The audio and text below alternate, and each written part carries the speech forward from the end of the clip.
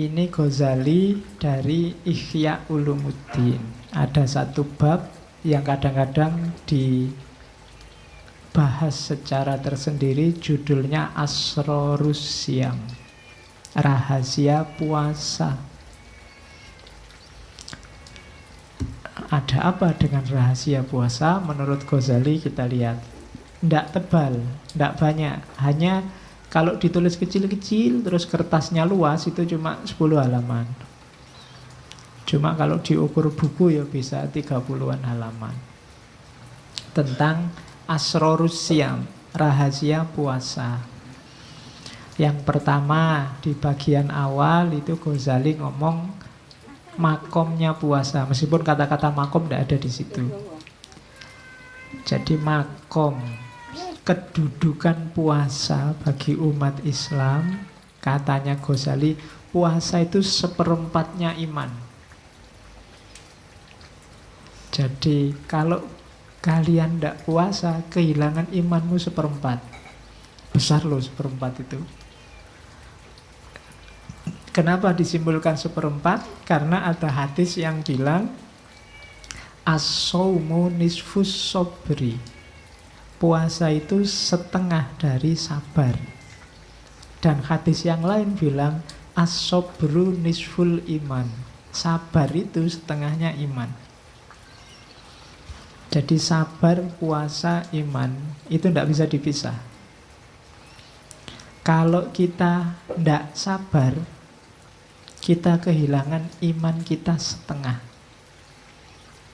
Ya silahkan dihitung hari ini, kalian termasuk sabar apa enggak? Saudaramu, tetanggamu, sahabat-sahabatmu di WA, di YouTube, di Twitter, siapa yang tidak sabaran, siapa yang yang ngamuan, maka dia kehilangan setengah dari imannya. Imannya tinggal setengah. Itu kalau tidak puasa juga, sudah nggak sabar, nggak puasa, imannya tinggal seperempat. Jadi as-shaumu nisfus sobri, as-sobru nisful iman. Puasa itu setengahnya sabar, dan sabar itu setengahnya iman. Orang beriman harusnya sabar. Dan di antara jalan untuk menemukan sabar itu puasa. Tidak cuma puasa lahir, tapi juga puasa batin. Sabar itu kan puasa batin. Kamu dicederai orang, dicaci maki orang, dizalimi orang, sabar, itu kan puasa. Kalau kamu balas bisa. Kalau sekedar misuh kamu bisa lebih canggih. Cuma kan tidak usah lah. Itu kan puasa namanya. Kalau puasa lahir kan, kalau mau kamu bisa minum banyak tapi tidak minum. Kalau mau kamu bisa makan tapi nggak makan. Kalau puasa batin kan juga begitu. Kalau mau, kalau sekedar kamu dimaki orang, kalau sekedar maki-maki, bisa 3 kali lipat lebih dahsyat daripada dia. Cuma enggak, itu kan sabar. Jadi seorang beriman, dia cirinya antara lain sabar. Dan orang bisa sabar itu adalah orang yang mau puasa. Orang yang tidak siap puasa biasanya tidak bisa sabar. Orang tidak puasa itu apa? Yos, pokoknya apa yang ada di hatinya diucapkan begitu saja. Apa yang diinginkan diraih begitu saja, tanpa mempertimbangkan positif negatifnya. Sabar itu kan bisa sabar dari dan juga sabar untuk. Sabar dari itu atas yang menimpa dirimu. Kalau sabar untuk itu, ketika kalian melakukan sesuatu, kalau sabar untuk itu dalam agama namanya istiqomah. Tiap hari tak coba sholat duha, itu sabar untuk. Istiqomah terus sholat duha, sabar dijalani terus. Nah itu namanya sabar untuk melakukan sesuatu. Ada juga sabar dari, atas yang menimpa, atas yang kita alami, kita sabar. Orang harus punya kualitas sabar ini, tapi harus cerdas membedakan kapan menggunakan sabar dari dan kapan menggunakan sabar untuk. Berjuang itu bukan berarti tidak sabar, tapi sabar untuk biar aja Pak IP saya 2, saya sabar aja. Bukan itu. Kalau IP-mu 2, sabarlah untuk belajar biar IP-mu 3 ke atas.